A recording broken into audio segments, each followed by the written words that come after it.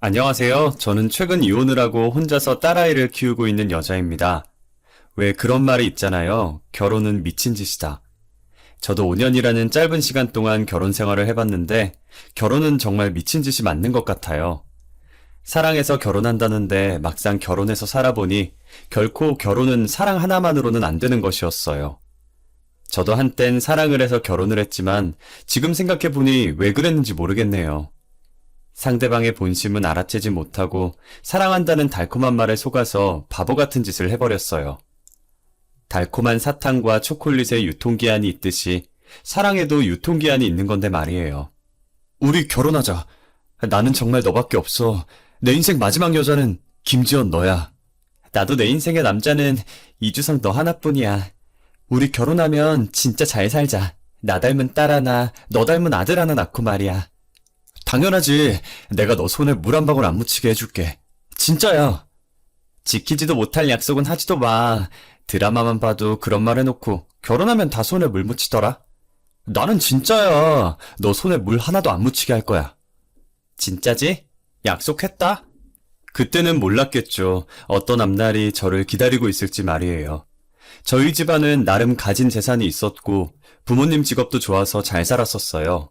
저희 아버지께서 이름만 대면 다 아는 대기업의 임원진으로 일하고 있었는데 인품이 좋으신 분이라 인간관계도 좋으셔서 주변에 발이 굉장히 넓으셨어요. 제가 한 번은 남자한테 크게 대인 적이 있어서 다시는 남자 안 만나겠다고 선언한 적이 있었거든요. 자식이라고는 고작 저 하나밖에 없는데 제가 결혼을 안 하겠다고 버티고 있으니 아버지 입장에서는 얼마나 답답하시겠어요. 주변 친구들처럼 자신도 딸을 닮은 귀여운 손주들이 보고 싶은데 말이에요. 김지연, 너 진짜 결혼 안 할 거야? 남자가 걔 하나만 있는 것도 아니고 세상에 괜찮은 남자들이 얼마나 많은데 그런 애 때문에 혼자 저러고 있어? 몰라. 결혼 왜 해야 하는데. 어차피 남자는 다 똑같아. 나쁜 자식 내가 얼마나 잘해줬는데 다른 사람도 아니고 내 친구랑 바람이 나. 진짜 결혼 안 한다고 했다? 저번에 너가 잘생겼다고 소개해달라고 했던 남자 이번에 큰맘 먹고 너한테 소개시켜주려고 했는데 아쉽네. 이사장 딸이나 소개시켜줘야겠다. 뭐? 아빠가 저번에 보여준 잘생긴 남자? 그 연예인 뺨치는 외모? 아빠 진짜 나한테 그 남자 소개시켜줄 거야? 장난치는 거 아니지? 너 결혼 안 할 거라며? 결혼도 안 할 거면서 왜 관심 가져? 그 사람이라면 말이 또 다르지. 언제 소개시켜줄 건데? 어? 기다려봐 녀석아. 나도 연락해봐야 할 거 아니야. 약속 날짜 잡으면 알려줄 테니까 미리 준비해놓고 있어. 피부과도 좀 가고. 여자의 피부가 왜 저렇게 칙칙해? 그렇게 아버지의 소개로 남편을 만나 1년 반 정도 연애를 하고 결혼했어요. 남편은 대기업까지는 아니더라도 100명 정도의 직원을 거느리고 있는 중소기업 사장이었어요. 친정아버지께서 저희 남편을 되게 좋아하셨었어요. 젊은 나이에 회사 차려서 저렇게 열심히 살기 힘들다면서요. 요즘 애들 같지 않게 책임감도 강하고 일에 대한 애정도 많다면서 칭찬을 아끼지 않으셨어요. 돈 잘 번다고 펑펑 쓰지 않고 돈 관리도 잘했는지 차곡차곡 저축해서 저희 신혼집으로 4층짜리 전원주택을 해왔더라고요. 평소 자기관리 철저하고 꼼꼼한 건 알았지만 이렇게 돈 관리까지 철저할 줄은 몰랐어요. 남편은 일뿐만 아니라 저한테도 다정하고 가정적인 남자였어요. 손에 물 한 방울 안 묻히겠다는 말이 거짓말이 아니었는지 퇴근 후에 피곤할 텐데도 제 옆에 와서 집안일을 도와줬죠. 됐어. 당신 일하고 와서 피곤할 텐데 굳이 안 도와줘도 돼. 손에 물 한 방울 안 묻힌다는 말 잊었어? 남자가 한 번 뱉은 말은 지켜야지. 혹시라도 제가 설거지를 할까봐 빠르게 식사를 끝낸 남편이 먼저 싱크대를 차지했어요. 그렇게 저는 남편과 함께 남들이 부러워하는 행복한 신혼생활을 유지했었죠. 하지만 이 행복도 그리 길지 못했고 반년하고 조금 지났을 때 일이 터지고 말았어요. 대기업 임원진으로 일하고 있던 친정아버지께서 해고를 당하게 된 거예요. 저희 아버지는 잘못된 것을 보면 그냥 넘어가시는 분이 아니셨거든요. 무조건 잘못된 것을 바로잡고 가셔야 하는 분이셨어요. 그래서 익명으로 회사 내부에서 일어난 비리들을 고발했는데 고발한 범인이 아버지라는 게 밝혀지면서 내부 비리 고발로 해고 통지를 받으신 거예요. 미안하구나. 그래도 아직은 내가 일을 해야 너가 시댁에서 무시를 안 당하는데. 그런 말이 어딨어요. 저희 시댁 식구들 그럴 사람들 아니에요. 시부모님도 남편도 저한테 얼마나 잘해주시는데요. 그리고 아버지가 잘못한 일 아니잖아요. 아버지께서는 혹시나 자신 때문에 제가 시댁의 미움을 받을까 걱정하셨어요. 저희 시댁 식구들이 워낙 저를 잘 챙겨주셔서 저는 그런 걱정은 하지도 말라고 했어요. 하지만 시댁은 저라는 사람을 사랑한 게 아니라 저희 집안의 배경을 사랑했었나 봐요. 친정아버지께서 비리고발로 해고당하신 걸 아시고부터 저를 대하는 태도가 완전히 달랐어요. 한없이 다정하고 저밖에 모르던 남편은 저희 집안과 저를 무시하기 시작했고 친정은 이제 없다고 앞으로 시댁에만 효도를 하라고 하더라고요. 당신은 어째 제대로 하는 게 하나도 없어? 장인어른을 닮아서 그런가 융통성도 없고 눈치도 없고. 우리 아빠가 뭘 그렇게 잘못했는데? 아빠는 잘못된 걸 바로잡으려고 한 죄밖에 없어. 대기업 임원진이라도 결국은 남의 지갑에서 나오는 돈 받으면서 사는 월급쟁이일 텐데 그냥 입 닫고 계시면 될걸 왜 굳이 나서서 일을 이렇게 만드시는지. 너 말을 왜 그렇게 해? 당신은 얼마나 떳떳한데. 솔직히 비리 없는 회사가 어딨어? 그리고 당신 회사에도 비리가 있을지 어떻게 알아? 됐고 이제부터 처가에 해다 바친 거 다 끊을 거니까 그렇게 알아. 너도 앞으로는 우리 집만 신경 쓰라고. 원래 효도는 며느리가 하는 거야. 너도 머리가 있으면 생각을 해봐. 지금 네가 어느 쪽에 붙어야 좋을지. 남편은 저를 보며 답답하다는 듯 한숨을 쉬며 고개를 좌우로 흔들더니 소파에 올려진 겉옷을 들고 밖으로 나가버리더라고요. 그렇게 저희 사랑의 유통기한은 친정아버지께서 해고를 당하신 뒤로 끝나버렸어요. 친정집은 일하는 사람이 친정아버지밖에 없었는데 해고를 당해 일을 할 수 없으니 갈수록 집안이 기울기 시작했어요. 그래도 재산이 있어서 일을 하지 않아도 생활은 가능했지만 예전처럼 풍족하게 쓰진 못했습니다.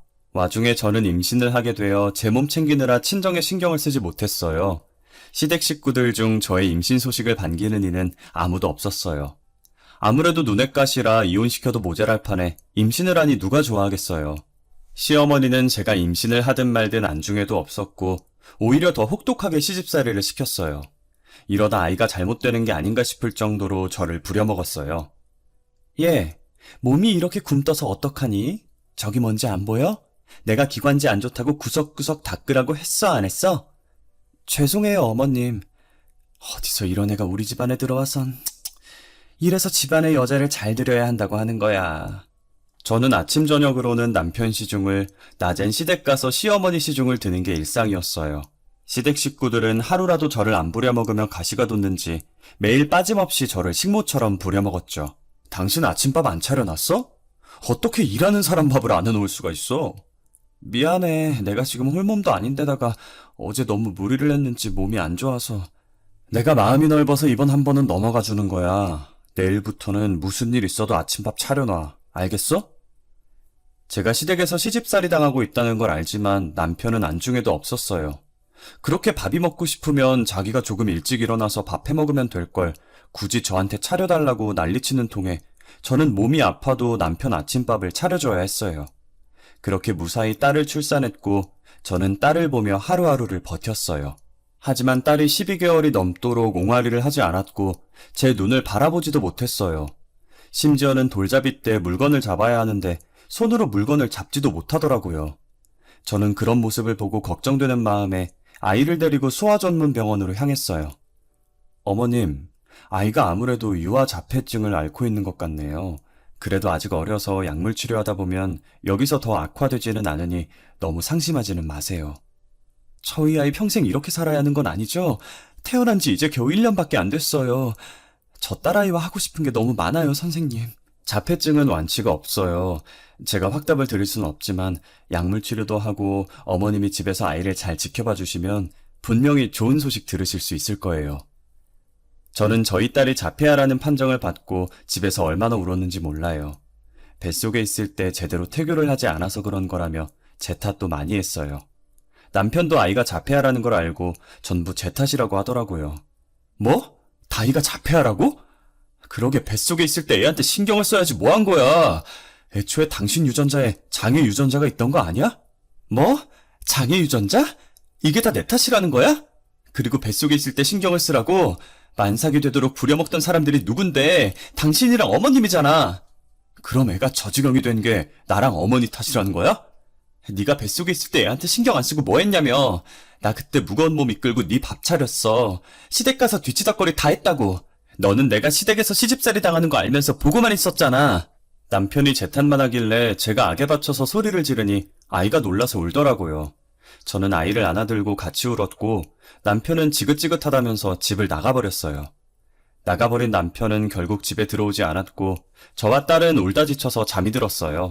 그 뒤로도 3년 동안이나 시댁 가정부 노릇을 했고 딸아이는 유아치료를 받고 있었어요.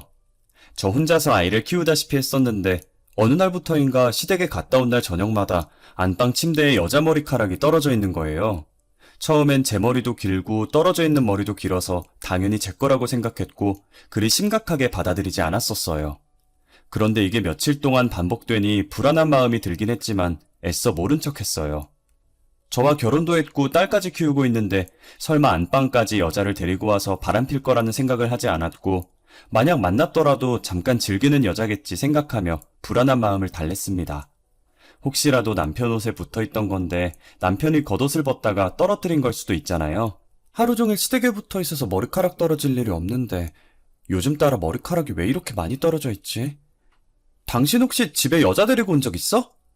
그게 무슨 소리야. 당신 머리카락이겠지. 쓸데없는 소리 할 시간에 나한테 내조나 잘해. 요즘 밥이 왜 이렇게 부실해? 내가 주는 생활비 제대로 쓰고 있긴 한 거야? 생활비 겨우 50만 원 주면서 뭘 바라는 거야. 공과금 내고 나면 얼마 남지도 않는 것 쪽에서 이만큼 해준 거면 잘하는 거지. 저는 혹시나 하는 마음에 살짝 떠봤는데 남편은 쓸데없는 소리 하지 말고 내조나 잘하라면서 제게 내조만 요구하더라고요. 그때까지만 해도 제가 딸 잘 키우고 시댁에만 잘하면 남편이 다시 제게 돌아와 가정을 지킬 수 있을 줄 알았어요. 하지만 머리카락은 계속 떨어져 있었고 저는 남편 몰래 안방에 소형 CCTV를 설치했어요. 남편이 잘 때 몰래 녹화된 영상을 확인했더니 역시나 예상대로 여자를 안방에 들였더라고요. 남편은 제가 영원히 모를 줄 알고 3년 동안이나 계속 여자를 들인 것이었어요. 그 여자는 마치 저 보란 듯이 안주인처럼 행동을 하면서 침실에 일부러 머리카락을 떨어뜨리고 있더라고요. 자기야, 얼른 와. 여자 기다리게 하는 거 아니다. 조금만 기다려봐. 내가 며칠 전에 아주 기가 막힌 와인을 사왔단 말이야. 와인? 안 그래도 와인 먹고 싶었는데 잘 됐다. 와인에 어울리는 옷으로 갈아입어 볼까? 머리도 좀 빗고 간만에 친구들한테 자랑 좀 해야겠어. 여자는 한두 번이 아닌 듯 자연스럽게 제 옷장을 뒤져서 옷을 갈아입었고 제 화장대에 있던 빗으로 자신의 머리를 빗더니 떨어진 머리카락들을 치우지도 않았어요. 저는 이대로 두면 안 되겠다는 생각에 시어머니를 찾아갔어요. 어머님, 그이가 아무래도 바람을 피우고 있는 것 같아요. 뭐? 바람? 너 증거는 가지고 그런 말 하는 거야? 증거도 없이 우리 아들 바람 핀다고 몰아가면 안 되는 거 아니니? 제가 증거도 없이 어머니께 찾아왔겠어요? 여기요, 이 영상이 그 증거예요. 아니, 너가 얼마나 내조를 못했으면 우리 아들이 딴 맘을 가져. 너가 매력이 있으면 내 아들이 딴 여자한테 눈길이나 줬겠어? 하여간 며느리 하나 잘못 들여가지고. 이걸 보시고도 제 탓을 하시는 거예요? 잘못은 어머님 아들이 했는데요? 너 이거 네 시아비한테는 절대 말하지 마. 알겠지? 내가 어떻게든 아들 설득해 볼 테니까 넌 그냥 입 다물고 있어. 네 시아버지 알면 너 죽고 나 죽는 거야. 알겠어? 시어머니는 어떻게든 자기가 설득해 보겠으니 시아버지께는 입도 뻥끗하지 말라고 제게 신신당부를 하시더라고요. 저희 시아버지께서 고위공무원이라서 매사에 엄청 엄격하시거든요. 아마 이 사실을 아시면 남편은 그대로 집에서 쫓겨나야 할 거예요. 저는 남편을 되돌릴 수 있다며 호언장담하시던 시어머니만 믿고 있었는데 그날 이후로도 남편은 쭉 그 여자를 만나고 있었어요. 바뀐 게 없었죠. 심지어 그 관계는 1년 동안이나 지속되었습니다. 아마 시어머니가 남편에게 제가 불륜 사실을 알고 있다고 말하셨을 텐데도 아랑곳하지 않고 여자랑 노느라고 집에 늦게 들어오더라고요. 이 늦은 시간까지 말도 없이 어디 갔다 오는 길이야? 내가 어디 가는지 너한테 일일이 보고해야 돼? 나 피곤해. 너 아니어도 피곤할 일 많으니까 시비 걸지 마. 어디 갔다 온 건지 물은 게 시비야? 도대체 어떤 부분이 시비인 건데? 말꼬리 그만 물어.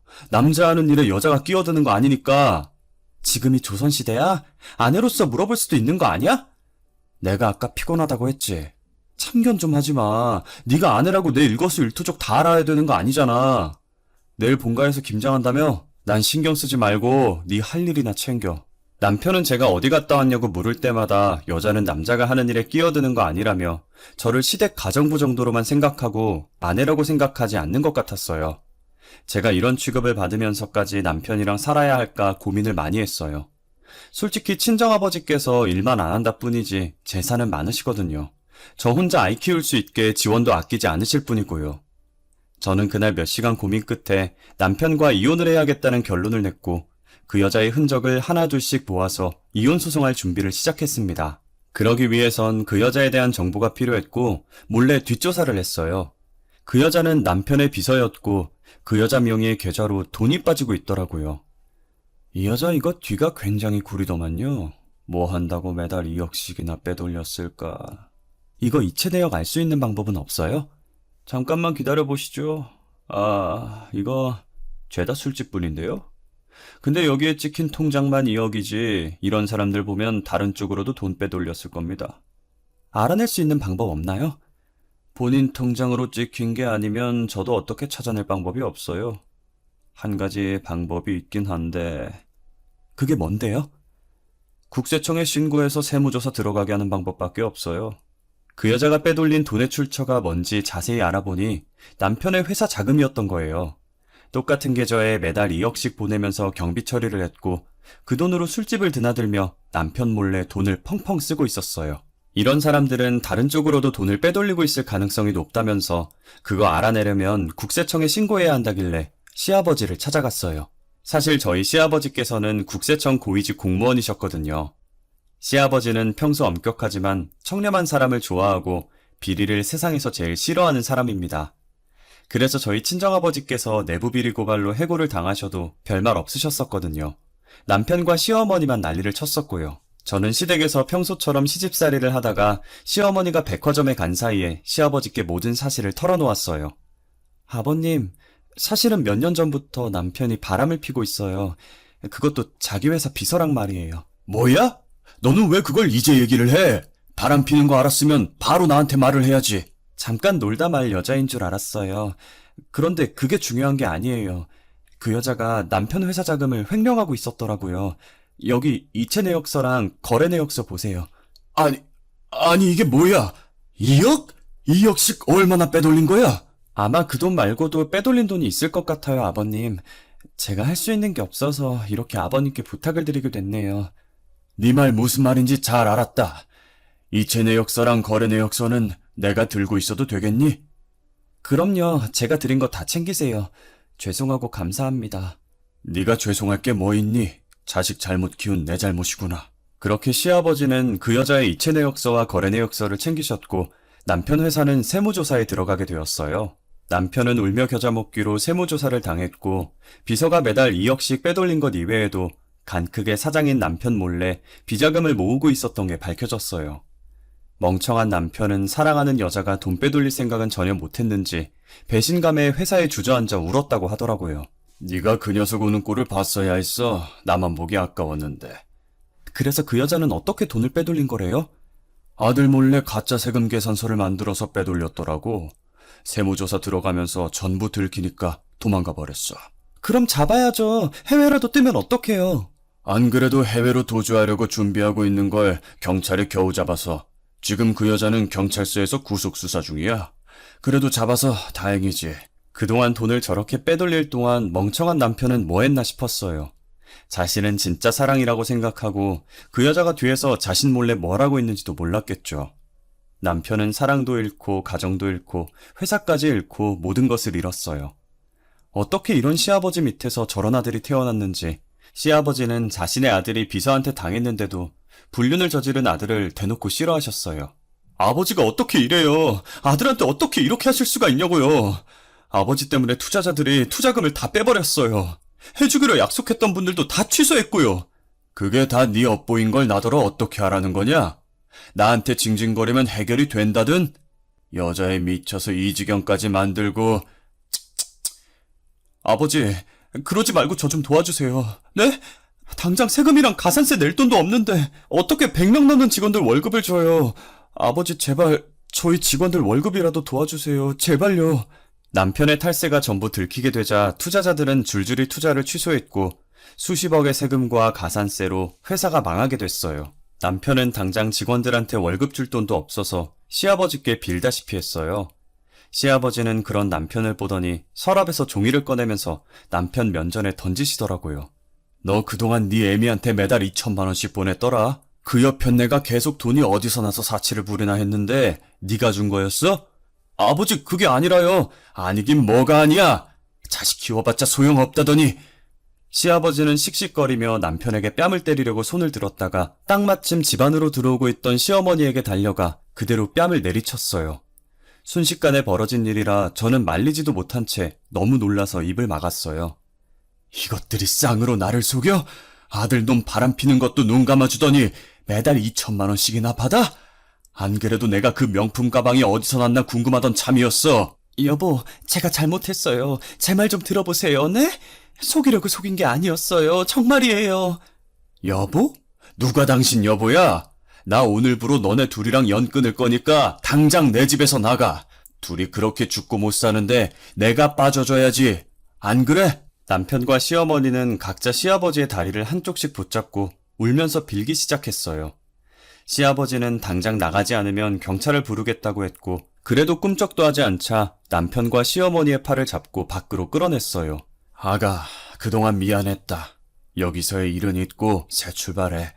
못난 아들 녀석이랑도 이혼하고 손녀는 네가 키우고 싶으면 그렇게 하고. 아버님, 죄송해요. 네가 뭐가 죄송해? 오히려 내가 미안하지. 넌 나한테 사과할 필요 없다. 그러니 우리 집에서의 일은 모두 잊고 새로 시작해. 저는 며칠 뒤 그동안 모은 증거들로 남편에게 이혼 소송을 걸었어요. 남편은 이제 비서도 없고 집에서도 쫓겨나니 다시 제게 붙으려는 심산인지 낯짝 두껍게 저한테 연락을 했더라고요. 내가 미안해. 바람핀 것도 미안하고 식모처럼 부려먹은 것도 미안해. 나 며칠 동안 반성 되게 많이 했어. 반성 많이 했는데 뭐. 나보고 어쩌자고. 너 연락하는 거 정말 양심 없다. 여보, 왜 그래. 나 때문에 화 많이 났지. 제발 예전 일은 다 잊고 다시 잘 살아보자, 응? 내가 정말 잘할게. 우리 신혼 초에는 되게 좋았잖아, 안 그래? 됐어, 필요 없어. 내가 한 번 속지 두 번 속을 것 같아? 다시는 내 눈앞에 나타나지 마. 만약 내 눈앞에 다시 나타나면 그땐 네 머리털 하나도 안 남을 줄 알아. 저는 남편의 연락을 싸그리 무시하고 이혼 소송을 했고 최근에서야 승소를 하게 되었어요. 전적으로 남편의 잘못으로 이혼을 하는 것이라 남편이 제게 위자료로 2천만 원을 줘야 했어요. 시아버지와는 간간히 연락을 하고 있어서 이혼 소식을 전해드렸고 제 선택을 전부 이해해 주셨어요. 위자료가 2천만 원 정도 되었지만 저는 받지 않기로 했어요. 왜냐면 시아버지께서 제 명의로 집을 해주셨거든요. 갑자기 저를 카페로 불러내셔서 영문도 모른 채 나갔는데 시아버지는 저를 보자마자 파일에 들어있던 종이를 제게 내미시더라고요. 그동안 우리 집안 며느리로 있느라 수고 많았다. 며느리 노릇하느라 얼마나 힘들었어. 약소하지만 내가 줄 수 있는 게 이것밖에 없구나. 아버님, 이게 뭐예요? 건물 계약서를 왜 저한테... 며느리랑 손녀한테 주는 마지막 선물이라고 생각해줘. 아버님, 저는 이거 받을 수 없어요.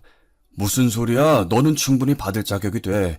이보다 더 큰 걸 해주고 싶었는데 못난 시아버지, 할아버지라 너무 미안하구나. 제가 안 받으려고 하자 시아버지는 건물 계약서만 두고 먼저 자리를 뜨셨어요. 친정 부모님께도 말하니 그냥 받으라고, 안 받으면 시아버지 마음이 불편할 거라고 하시더라고요. 그래서 저는 현재 시아버지께서 사주신 집에 들어가서 딸과 함께 살고 있어요. 여전히 시아버지와는 연락도 하고 가끔 저희 집에도 오셔서 생활비 조금과 딸 용돈을 주시곤 하세요. 제가 안 받겠다고 해도 돈을 집 안으로 던지고는 빠르게 나가버리십니다. 저는 어쩔 수 없이 돈을 받아들고 문자로 고맙다는 인사를 해요. 시아버지께서는 그렇게라도 저희 딸에게 할아버지 노릇을 하고 싶어 하셨어요. 만약 시아버지께서 저희 딸이 보고 싶다고 하시면 언제든 보여줄 생각이에요. 요즘 딸과 둘이 살면서 드는 생각인데 왜 진작 이혼을 하지 않았나 싶어요. 처음엔 남편이 밖에서 여자들을 만나고 다녀도 제 가정만 지키면 괜찮을 줄 알았거든요. 그런데 지금 생각해보면 사랑도 없이 껍데기만 부부인 게 무슨 소용이 있나 싶고, 시집살이 살면서 왜 그렇게까지 미련하게 버텼는지 5년이 넘는 시간이 후회가 되네요. 시간을 돌릴 수 있다면 더 험한 꼴 보기 전에 이혼을 했을 거예요. 아니, 아예 그 인간이랑은 결혼 자체를 하지 않았을 거예요. 지금 제 이야기를 들을지는 모르겠지만 만약 듣는다면 한마디 해주고 싶네요. 야, 이주성, 너 같은 똥차 가고 나한텐 벤츠 오더라? 그러니까 귀찮게 연락 그만두고 내 앞길 막지 마라. 머리털 다 뽑아버리기 전에. 여기까지 제 사연입니다. 들어주셔서 감사합니다.